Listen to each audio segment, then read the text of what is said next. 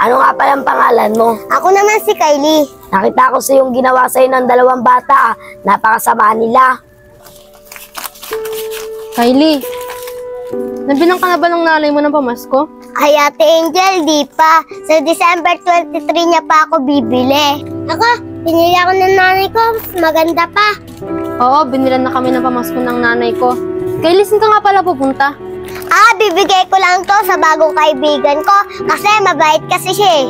Kaibigan, Kylie? Sino naman yung bagong kaibigan mo? Si Rosalie yun namumulat niya ng kalakal. Kaibigan ko yan, mabait kasi yun eh. Ganun ba, Kylie? Gusto ko rin makita yung kaibigan mo at makilala. Tara, maglakad na tayo. Tara.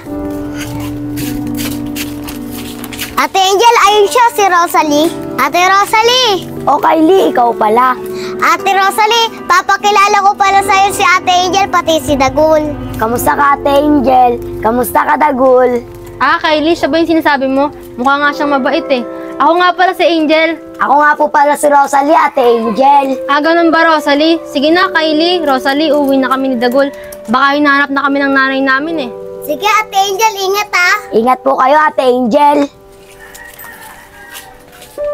Oo nga pala, Ate Rosalie, may bibigay ako sa'yo. Ano naman yun, Kylie? Eto.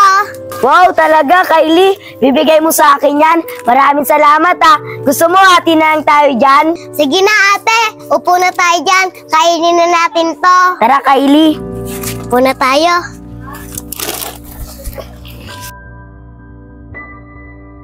Ito kay Ate Rosalie. Pati ito. Ito din, oh. Kylie, ano gagawin mo sa mga damit na yan? Nay, pwede ko po ba ito ibigay sa kaibigan ko? Mabait po yung kaibigan ko. Kaibigan? Sino naman yung kaibigan mo? Nay, yung kaibigan ko po, wala na po siya magulang eh. Kaya po bibigyan ko siya ng damit. Mabait po yun, Nay. Tinulungan niya nga po ako eh. Yung kinuha po ng dalawang lalaki yung baon ko. Binigyan niya po ako ng 10 nun. Kyle, tingnan mo, may bata. Ingawan natin ng baon yan. Tara na. Sige, akong bahala. May bata, ano nga yung baon mo? Marami yan ah. Di, sa akin to. Baon ko to. Bigyan mo sa akin yan. Kyle, tara na. Tara na. Uy, balik yan. Baon ko, papasok ako. Baon ko, balik yan. Bata. Bakit sino ka? Ako nga pala si Rosalie. Ano nga palang pangalan mo? Ako naman si Kylie. Nakita ko sa yung ginawa sa'yo ng dalawang bata. Napakasama nila. Oo nga, Ate Rosalie, ang sasama nila. Kinuha nga nila yung baon ko.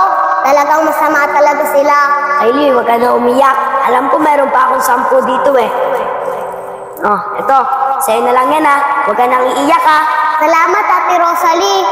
Talaga? Parang gusto kong makilala yung kaibigan mo, anak. Napakabait naman niya. Nasaan ba siya? Nandun po yan, Nay. Nangangalakal. Naipahig na po ba kayo na bigay ko sa kanya to? Oo naman, payag akong ibigay mo yan. Mas maganda nga mabigyan natin siya ng regalo eh.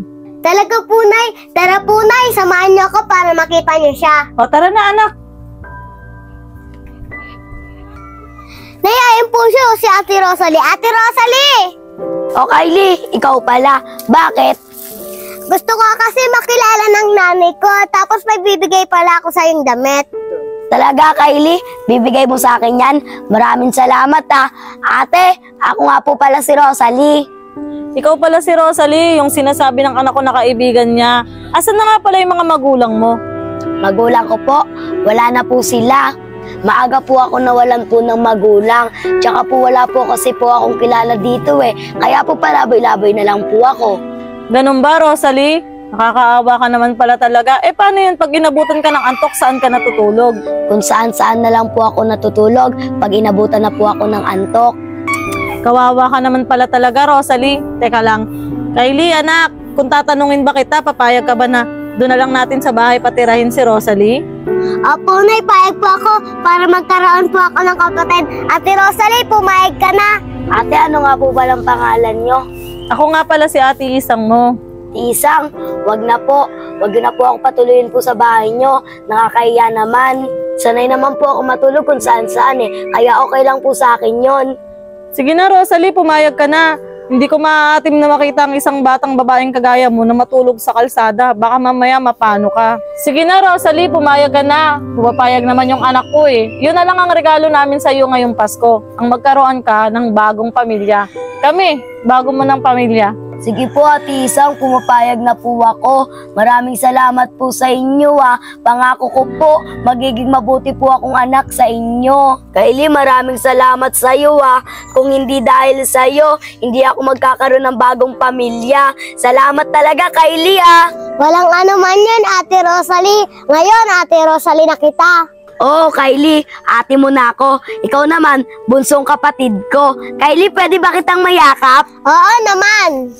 Matari ka na mga anak. Umuwi na tayo at bukas na bukas bibilang ko kayo ng magandang pamasko. Yay!